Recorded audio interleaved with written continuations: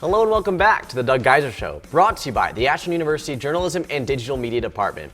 I'm Cade Krakus, and today I'm joined by head coach of the Eagle football team, Doug Geiser. Coach, thanks for sitting down with me here today. I appreciate you having me. We're finally kicking off an episode with high spirits. You guys were able to take down the Hillsdale College Chargers in dominating fashion. What are your thoughts on the win? First and foremost, we got the trophy back, and our guys are excited to do that. And it's great to be one of 22 games in Division II that plays for a trophy, and so it adds a little extra juice to the rivalry, so to speak. And I also felt good for the guys too. They put a lot of time and effort in, and it was good to see them get a payday. So directly after the contest finished, what were the spirits like for the team? How were they feeling in the locker room? What was the celebration like? Well, as we are finishing the game, and 3-2-1 just went off the clock, Jackson Myers came up to me and said, "Coach, can I run over and get the trophy right now, or should I wait till after we shake hands?" So I was like, "Well, you better wait. It'd be better manners to do it that way." But somehow it ended up in his hands for the rest of the night. So that's hilarious. So you guys were able to finally find your first win in conference play and the first win of the season. So we talked about the traveling trophy, but what's that like? Well, like I said, it just adds confirmation to all the hard work that the coaches put in and the players put in. So it gives credence to believing in the process. But as I told them on Sunday, just like we did after Ferris the week before, after Sunday and after we watch the tape and make the corrections, you better turn the page, because then we're on to Tiffin. If you're still worried about the Hillsdale game or reveling in its glory, that's disrespectful to our opponents, the Dragons. But it also means your focus is not where it needs to be. So you always want to keep that even keel and trust the process. So who are some standouts on both sides of the ball from this past contest? As always, Jackson Myers is playing very, very, very well at the Mike linebacker position. He got the game ball, actually, along with Coach Rose. Defensively, Chris Julian had a tremendous game at defensive end. Desmond Libertus has kind of becoming a habit on the offensive side of the ball, had a big game for us again. And then on special teams, Zach Heinz, got the game ball there for causing the fumble on the second half kickoff. And so when you take a look at this game, we talked about it a little bit with the traveling trophy. Exactly how important is to bring that back? It is huge. It is huge. We've played them now 47 times in school history, and we're closing the gap. And they won 9 straight games in the 80s, kind of skewed the record a little bit, but they're still up 26-21, and so we got to keep chipping away and get that back in AU favor. So obviously you guys pulled off the win, and little but anything really went wrong. But what did you guys see that you guys need to focus on coming into this contest against the Dragons? We still need to continue to work on cashing in the red zone with the offense. We got 2 turnovers early in the third quarter. We got 3 points out of it, and that was deep in their territory. So we need to continue to hone our strategy and our execution in the red zone, and also on third downs on offense as well. Defensively, we allowed a big play early on the first drive. They tightened themselves after that. So it was after that, defensively, I don't know if there's much else they can get better at. And special teams, we had a couple missed assignments here and there that we had to correct on tape. But overall, it was a pretty solid overall win for us, yeah. So heading in this game against Tiffin, what is the overall thought on your opponent? They're leading the league. They're the team to beat in the league. They are the favorite this week going into the game. And we are the definite underdog. Very balanced team on offense, throwing and passing wise. They're really fast on defense and get off of blocks very, very well. And they got a lot of skill on special teams. So it's going to be a big challenge for us. And then you obviously know last year the contest against Tiffin paid huge dividends down the road. Do you expect that to be the case this year as well? Yeah, it's going to be a hard-fought battle. Coach Geiser has done a tremendous job at Tiffin since he got there. They're known for being very, very physical, and so we got to match their physicality to have a chance this weekend. Well, Coach, I appreciate you sitting down with me. It's time to head to the next piece of your team. Next up, we'll be joined by defensive end Chris Julian to talk about what occurred on the defensive side of the ball. He will also dive in depth into what it was like to get back behind in the backfield, the first victory of the season, what it was like to play against the Chargers for the traveling trophy, and much, much more. You're watching the Doug Geiser Show on AUTV.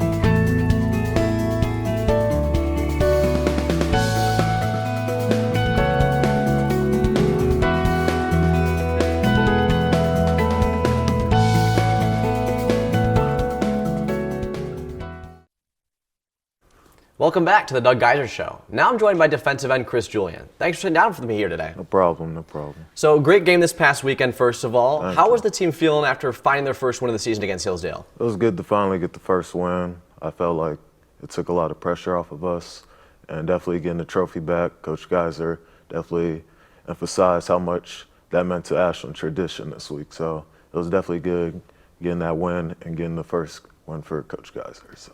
Yeah, and when you take a look at your performance, 2 sacks, I mean, obviously you were helping lead that defense. What do you think led to your success? I would say my preparation.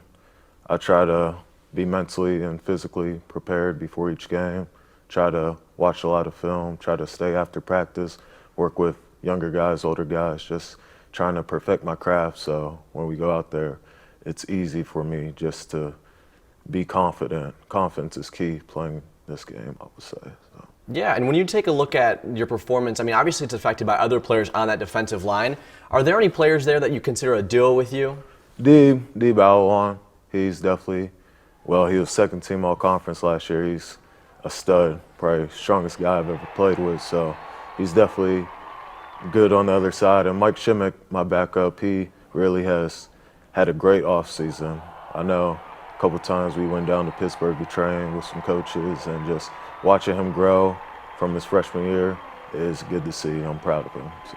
And what helps lead to success as a defensive end? And are there any telltale signs on how you can predict what type of play is occurring? I would say just watching film. I'll say every tackle is different, and especially in pass, you got to know what they do, where they shoot their hands, how they set off the ball. There's just a lot of things that go into it, and then you just got to find the moves that you're going to have to hit during the game and just work those throughout the week. And Coach Tabler has really taught us how to really break down film, watch it, so it's good on his part too. So. Yeah, and shifting gears to a bigger storyline, but you guys were finally been able to bring back the traveling trophy. How important is that to the team? Yeah, like I said, Coach Geiser really emphasized that tradition.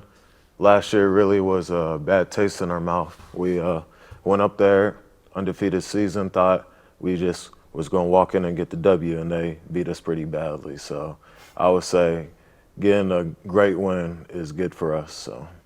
Yeah, and then moving forward, how are you and the team feeling going up against a strong Tiffin side? It's going to be a war. It's going to be a war. We just got to know, Coach Rose always says, win on the last play. So I definitely just need to prepare. We need to prepare this week, watch a lot of film. Coach Geiser emphasizes us coming in on our free time and watching film. So definitely come in watching film and having 3 great days of practice and getting ready to go on the road against Tiffin. So. Well, thank you so much for joining me here today, and good luck against Tiffin. Thank you. Thank you. When we return, we'll check in with defensive end coach Andy Tabler. You're watching the Doug Geiser Show on AUTV.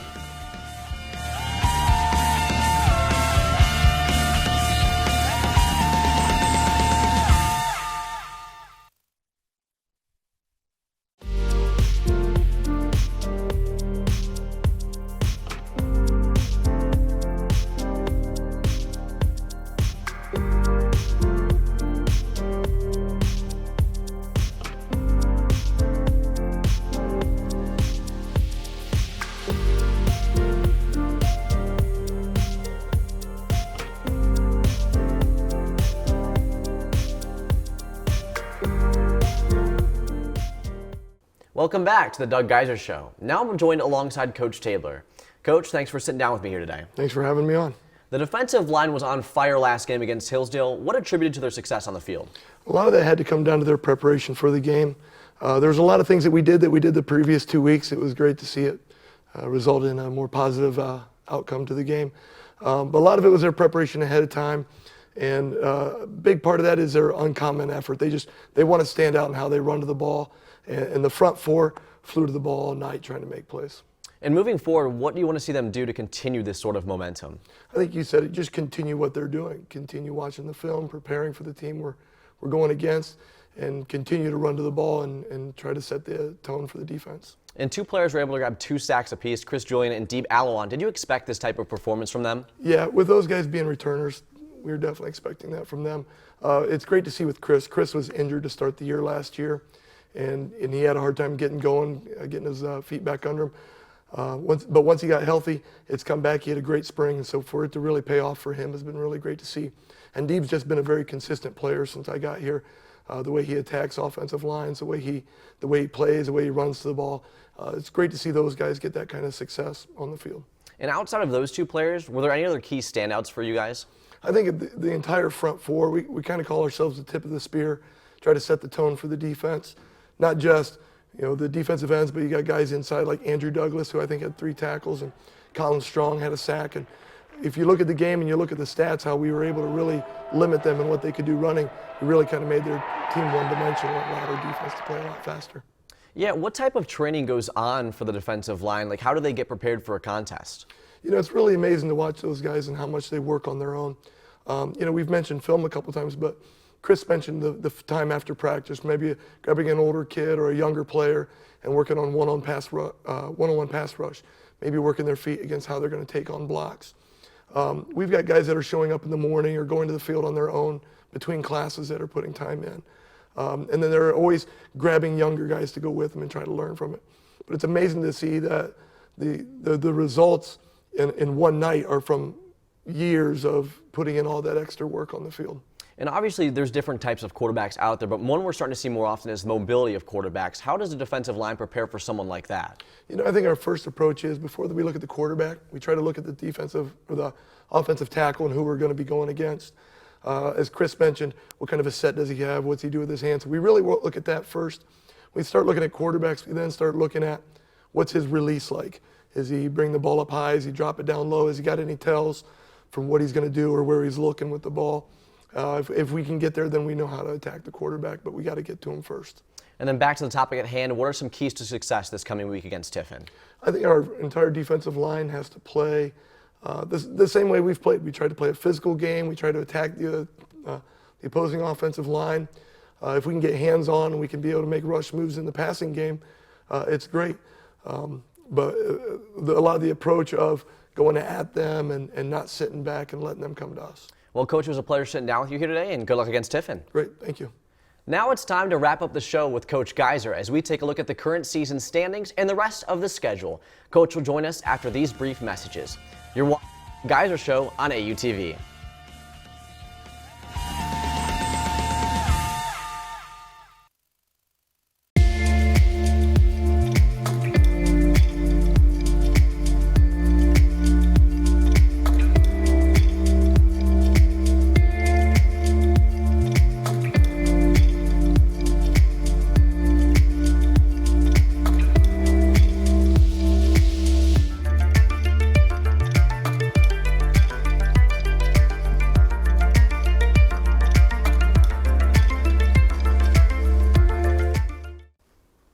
Welcome back to the Doug Geiser Show, right here on AUTV. Coach, it's been great to talk with you and your team here today, but before we go, let's take a look at the current standings and what we can expect in the coming weeks.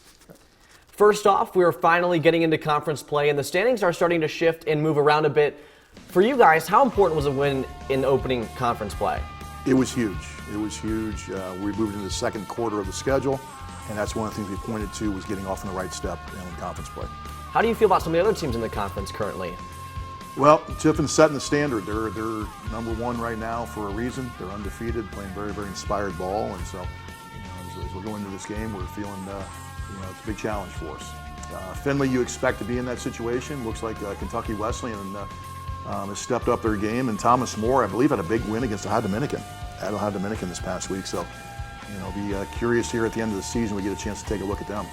And now looking at the schedule, are there any upcoming contests we should have circled outside of the one upcoming versus Tiffin? I couldn't even tell you who's after Tiffin at this point, so we're just going to worry about that one right now. Well, Coach, I appreciate it greatly, your time here today. Any final thoughts for the audience? Well, we had a tremendous crowd out at Jack Miller Stadium this past weekend, and that's always a big factor as a 12th man. And I encourage them for our next home game, which I believe will be against Walsh. In a couple weeks, we'd love to have have the fans back out and serve as that moral support for us. Well, Coach, thank you. Thank you very much. That was today's episode of the Doug Geiser Show. With the Eagles taking down the Hillsdale College Chargers 38-14, they look to continue their hot play as they take on the Tiffin University Dragons.